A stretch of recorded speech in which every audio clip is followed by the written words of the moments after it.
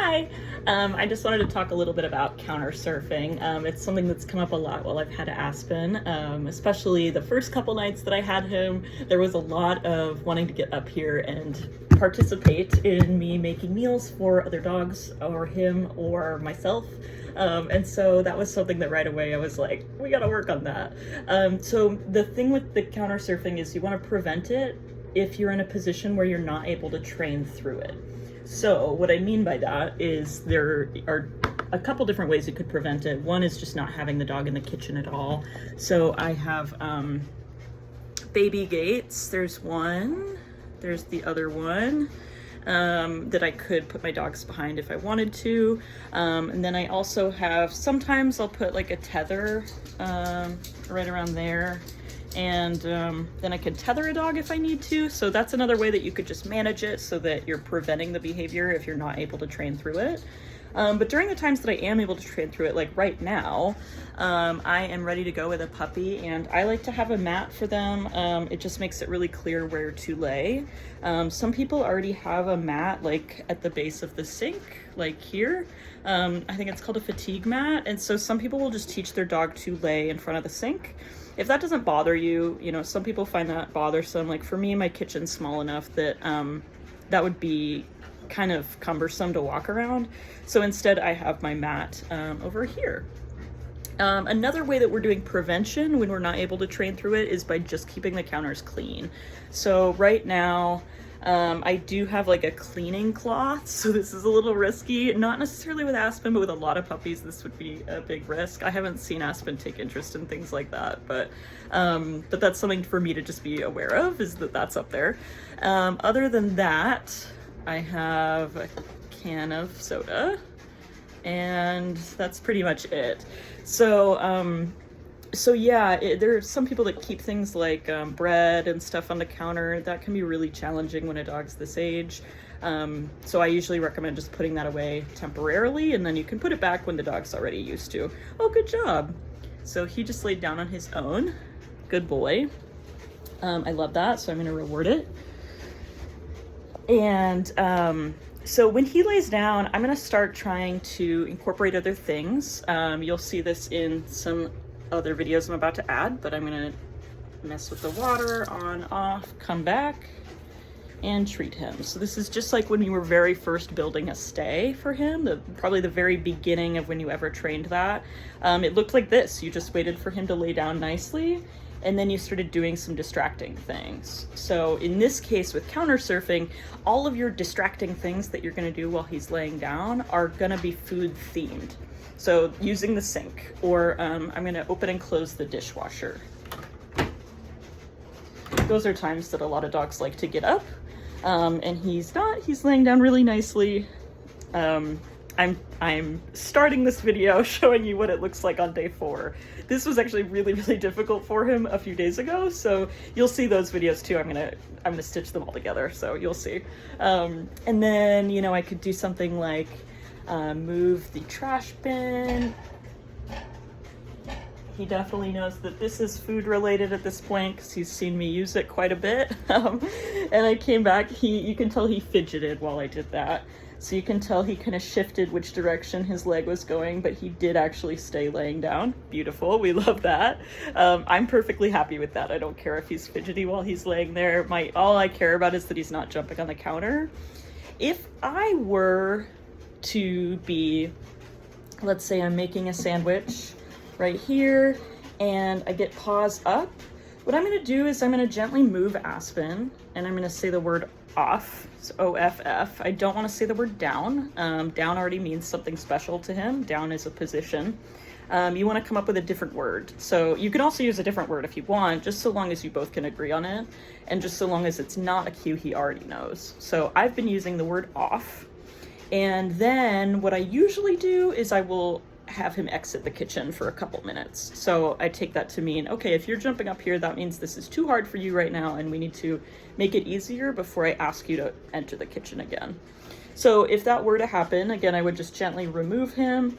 I would say O-F-F, and then I would move him, and then I would maybe put him over there or something for a couple minutes, and then I'd invite him back into the kitchen and try again. So yeah, that's kind of the methodology here. I haven't gotten any counter surfing all day today, which is huge. It's 5:20 p.m., so I'm very happy with how this is going. But it's still hard for him if I were to get some food out. So let's try the next level, which would be, I'm gonna open the fridge.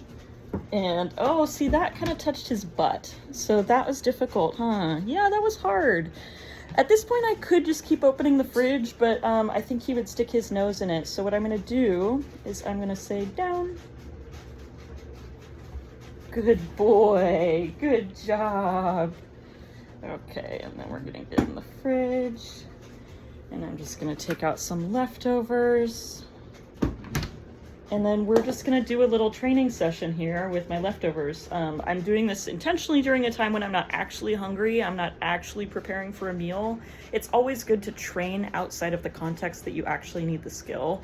So I'm gonna give him a treat just for continuing to lay down because you did really, really good. Good boy. And then I might do something like open the container and then feed him again. And then I might do something like get my fork out and stir a little bit and then feed him again. So anyway, you get the idea now. This is the strategy that I've been using to prevent him from counter surfing and to then teach him what I would prefer him to do in the kitchen, which is to just be really calm and to be really steady so that I can walk around him if I need to or whatever else. You're doing really good with that. Good boy. And now I'm going to edit in my previous day's work on this so you can see kind of what we've built from. But he's doing amazing now. I'm really, really proud of it. So first I worked on getting some nice calm behavior in the kitchen without any distractions present. So there's no food or anything on the counters. There's some distraction present because I've got 2 dogs watching us, and those are very distracting for Aspen. But I'm working on getting this posture here. So hip out to the side, a relaxed down. Earlier he was in what we call a sphinx down, which is more like I'm ready to go. So this is what I'm looking for, and this is what I want to reward. And I want to just have him have that muscle memory of doing this in the kitchen, even when it's easy. So even when there's not food present, like right now. It was a lot harder for him earlier when I was making his food up here on this kitchen island, and he was really wanting to put his paws up there. In that case, I just had him behind one of these 2 baby gates. So we're working on this, and now I'm going to incorporate things that are sort of similar to food. So I'm going to open the fridge, close it, and reward him for staying calm. Good boy. Good job, buddy. Yeah, good boy. I might do something like turn on the sink. Oh, that was too hard. So that was great information for me. I'm just going to go back. And I'm going to wait patiently and see if he figures it out. Good boy! Good job! So that was no cues. I'm going to use my food to get him back into that more relaxed position. Good boy. Good job, buddy. And I don't want to necessarily tell him the word stay. I want this to be something that he comes up with on his own. It's going to be a more solid behavior that way. And he's just going to be better at the skill. And besides, I don't want to use my cue, S-T-A-Y, stay, if I don't think it'll be useful. Like if I don't think he can actually perform the skill, I don't want to use my cue. So I started to reach in my hand for a treat for my treat pouch, and then he popped his little hip back out. So I took my hand back out. Yeah, there we go. And I just wanted to see if he would figure that out on his own, and he did. What a smart man you are. Good boy. And I'm feeding him to the mat. So instead of feeding to his mouth or throwing, what I want is a low arousal reward. So stuff that keeps him calmer even as we go. It helps to have 2 good role models with me. They're both just laying down relaxed. So that's really helpful, I think, for him too. So let's try the fridge again because he was successful with that last time. Open it a little wider this time. Good boy. Good job, buddy. And you'll open a drawer. Nice. That was good. And he's getting kind of antsy, so I'm going to call this session good. I want to cut it off while it's still successful. So I'm going to go, all done. Good job, Aspen. Good boy. Good boy. You did great. You did great. We'll try again tomorrow. Well, it's a new day, and oh, that was hard, huh? Down. Good boy. I got Millie here. Oh, good girl. And then I've got my two boys, and Millie makes this a little more difficult, so I'm still working on the same behavior, which is please lay down in the kitchen while I'm working on making your food, or while I'm making my own food, for that matter. You want to do it again? Aspen. Thank you. Down. You can do it, bud. I'm gonna wait a second.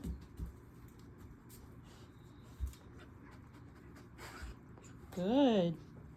Give my hand signal. Good boy. I'm gonna do a little stir. Probably add a little more liquid in a second here. Just kind of being hasty. Good boy. So I'm keeping my expectations for him really low right now.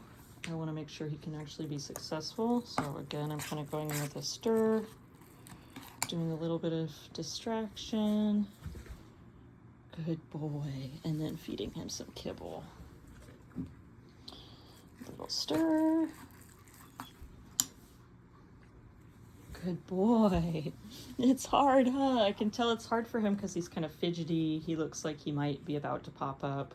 But this is looking pretty good. I'm running out of hands to hold my phone with, so I'm going to add some water and do a couple more reps and then turn the camera back on. So he actually hasn't gotten up. He shifted a little. Oh, really? I went all the way over and added some water, and now I'm stirring. He hasn't gotten up, but now I'm getting barking, which I haven't actually gotten a lot of barking in the past for making dinner. I got a little bit of it when I had him on the different side of the gate, but that just tells me this is really difficult for him to maintain a down while I'm doing this. So, so that's great information. I think he's just saying, this is hard. I'm doing it, but this is really hard for me, which I hear that, buddy. You're only 9 months old. So, so this looks really good to me. At this point, I'm going to grab a topple or some kind of thing to put his food in. And then this will be my last round of downs. Off. So I'm going to ask for OFF, the magic word off, and then I'm going to guide him if he needs it. Oh, good boy. Good job. And I'm going to put the phone down. Just filling up this topple.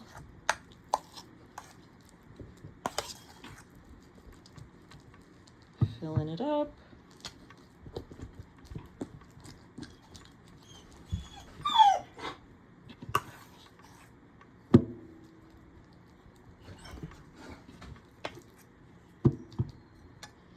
So he was doing okay with that, but he just popped up. So I'm gonna once again, down. Good boy, good. Good job, buddy. Okay, now everybody, he gets fed in his crate. So at this point, I'm gonna tell him he did a really good job, and I'm gonna guide him back to his crate and give him his topple. All right, good boy. Wow, you're doing a great job. I was just wiping off some surfaces in the kitchen, and I found him like this. What a good boy. So that's awesome. I have my treat pouch on, so it was really easy for me to just reward that in the moment. If you didn't have your treat pouch on, I like to keep like little jars. I don't have them right now because I'm just cleaning up, but I like to keep little jars or something that are closed on a surface so that I can just really quickly like grab and then toss some treats. I'll show you what my jars normally look like. You know about the jars. Okay, so they're like this. Right now I just have mostly kibble in this one. This was actually a dog who was on a special diet, so it was his kibble. I have a bigger one like this that I put in places like my desk or someplace that I'm going to be there for a long time, and I might want like a huge amount there just in case, so I don't have to constantly be refilling it. The other ones I just refill pretty, I don't know, frequently if I have boarders, but... So yeah, that's called a technique called capturing calmness. So just waiting for the calm behavior to exist on its own and then rewarding it when it happens. You guys gonna play? Let's go outside if we're gonna play. So yeah, I definitely recommend doing something like that.